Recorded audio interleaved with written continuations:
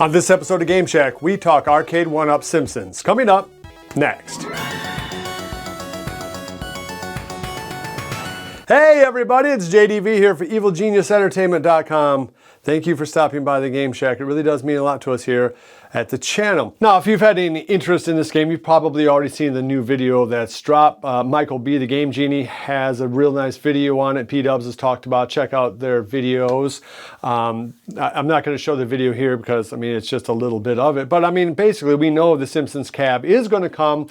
It is going to have 4 players. It is going to have the white trackball, presumably from the Golden Tee machine.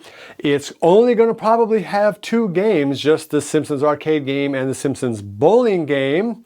The Tapper game is almost certainly not going to be on this game. There may be going to be another game on here, but right now, rumor is that it's only going to have the 2 games, and it's going to have a reported price tag of $600. So let's talk about whether or not you're going to be willing to pay $600 for a game like this, and does it offer any kind of value for money? Well, it's still going to have the same atrociously bad 4-player form factor for Arcade1up's 3/4 scale machines. Just simply put, there's no way that 4 average-sized grown men can fit comfortably around this machine, especially on a 17-inch screen.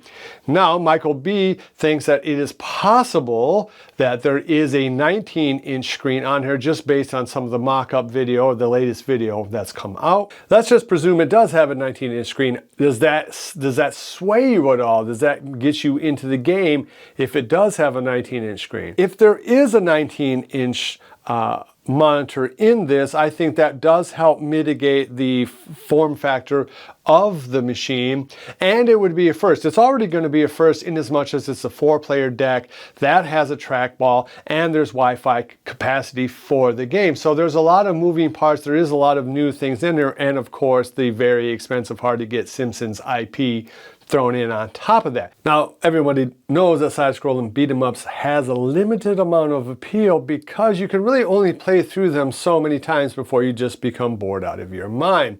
And is The Simpsons really that great of a beat-em-up? To me, there are several other games that offer you better playthrough value on multiple repeat plays of that game than do The Simpsons. Now, your mileage might vary. You might think that this is the greatest side-scrolling beat-em-up of all time, and you might think that The Simpsons is one of the greatest games of all time. If you do, you are probably going to be very attracted to this game. Now, the wild card in this, of course, is the fact that you're probably going to be able to play your friends online with Wi-Fi, so you'll be able to, have groups jump in and have some fun, and that will give this thing legs. There's no doubt about it. But is there enough here for 2 games to get you to jump in on this cab? For me, it would be a very hard pass if there's only 2 games on there. I could see getting into it if there were 12 side-scrolling, 11 side-scrolling beat-em-ups and then something, the Simpsons bowling game or another couple of trackball games. I think ultimately your interest in this cab is going to come down to what Arcade1up really is heavily invested in right now, and that is nostalgia. Yes, there's a nostalgia aspect to all of these type of retro video games. Even the new retro-style video games are still playing somewhat on nostalgia that you have, or maybe false nostalgia, or kind of a faux nostalgia if you're a younger player. But how far does that nostalgia take you? Arcade1up is betting a lot of money on this game. They've put a lot of resources in this. This is a brand new design of their 4-player deck. It's arguably the most complicated stand-up game that they've made because you have the 4 normal players, you have the trackball, you have the potentiality of a 19-inch screen. Again, I don't think that's going to happen, but if it does, that's something new. And of course, it's going to have Wi-Fi. So there's a lot of moving parts in there, and of course, this very expensive license. So I won't say that Arcade1up's betting the farm on this game, but they are putting a lot of resources into this game, and it remains to see if people are going to be interested. I know a lot of people have said they were interested in this game, but I think that interest was based on a $400 to $500 price tag.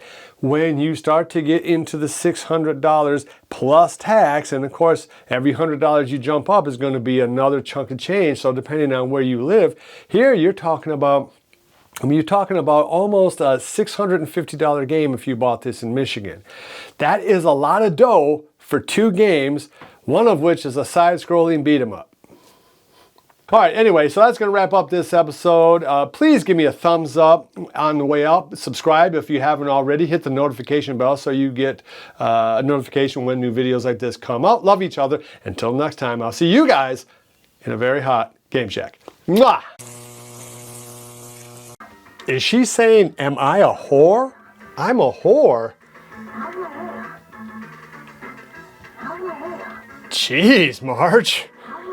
You know, keep that on the DL, right? Be sure to visit evilgeniusentertainment.com for exclusive content, swag, casting call news, and much, much more.